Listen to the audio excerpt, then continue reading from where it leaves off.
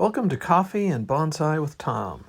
Today we will be working on my rainbow dwarf jade, which you see here. It has, let's see, 1, 2, 3, 4, 5, 6, 7, 8, 9, 10. 10 trees in the forest. Let's take a spin. You can get a look at it. You can see it's a little bit overgrown. I'm sort of just growing this out. I could probably get away without pruning it at all, but it's getting a little wild. I can see it's clearly going in directions that I don't want.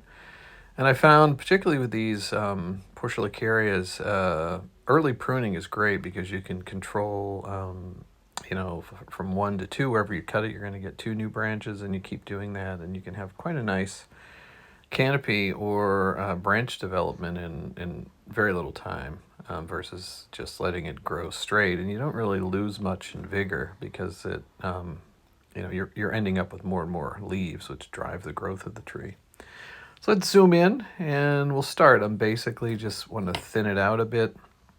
It's looking a little congested, and I want to have room for the trees to grow. So I'm going to just use the basic technique of creating some space around each tree, getting rid of stuff I don't want, like this low branch here. And then also, pruning back, usually to 2, anywhere from 1 to 3 sets of leaves, depending on, the shape of the tree. I'm not too concerned about the shape of these trees now. I just want to get some growth, so I'm just going to prune them back. Maybe I'll make a few cuttings, we'll see. So prune them back and, just make it look a little more pleasant, and also give the trees a chance to start developing some character and shape.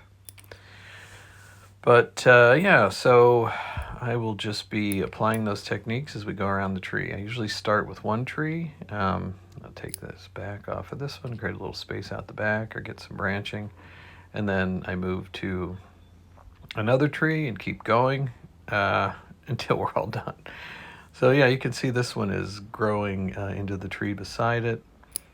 Eventually I will have to either keep these very, very miniature or have them be tall and skinny if I want to keep them in this pot, or, I'll probably move them to a larger pot at some point when they outgrow this one. But for now, this is fine. I kind of tend to spin it around a lot. You want to look at the tree that you're currently pruning from all sides while you're pruning it. You can see I had no idea all this stuff's hanging out the back of this one. And as I said, I'm just shortening it down to a few sets of leaves.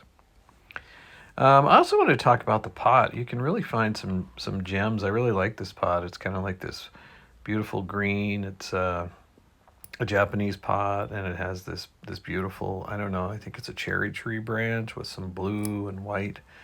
And I got this at Value Village. I was going in there for a shelf, and it didn't have a hole in it, so I had to drill a hole in the bottom of it, but that's pretty simple. And I think it just matches really nicely with this colorful forest. So I think I paid $1.50 for it or something. But you can find inexpensive, interesting pots, for sure.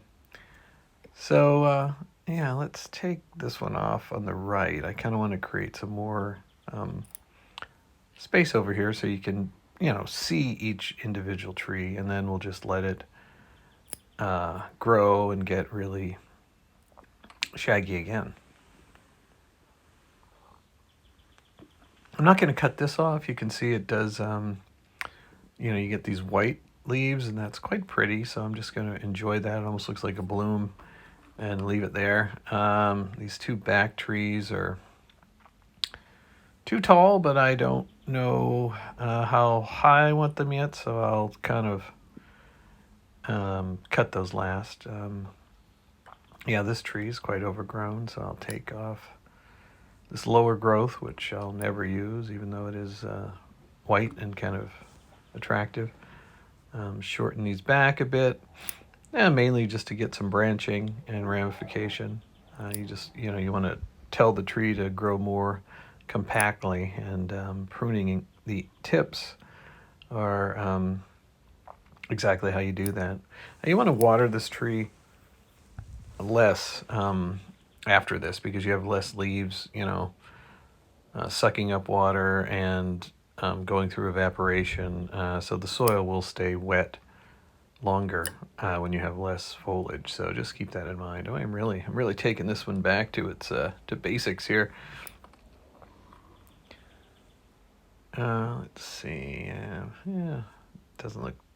I could probably prune a little bit off of this one.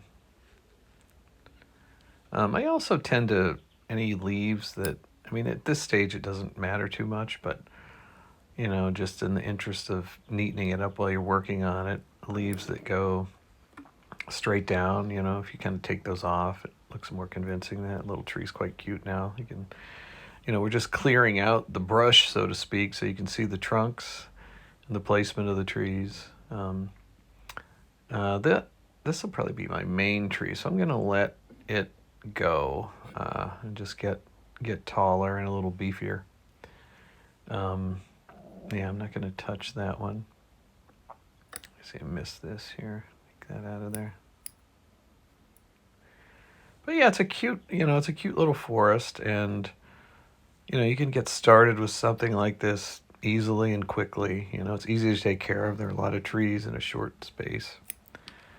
I'm trying to create sort of a triangle on the right, and I've already got a little one on the left there, so I'm just going to make this look more like the primary tree, and you can see there's a tree directly behind it, which isn't so great for a forest, but this is early days in this one, so I'm not too concerned about it. But yeah, let's deal with these two guys in the back and see how that looks. Yeah, because you also want, you want sort of triangles from the front, and then in the back you kind of want a slope where the taller trees are in the front, and as you go further back they get shorter. I mean, that no hard and fast rules, but that works out looking pretty well. And I'll do a little tuning here, but I'm kind of liking this, and I think that's a wrap. So yeah, I want to thank you for spending time with me today, and have a great week, and I'll see you again soon.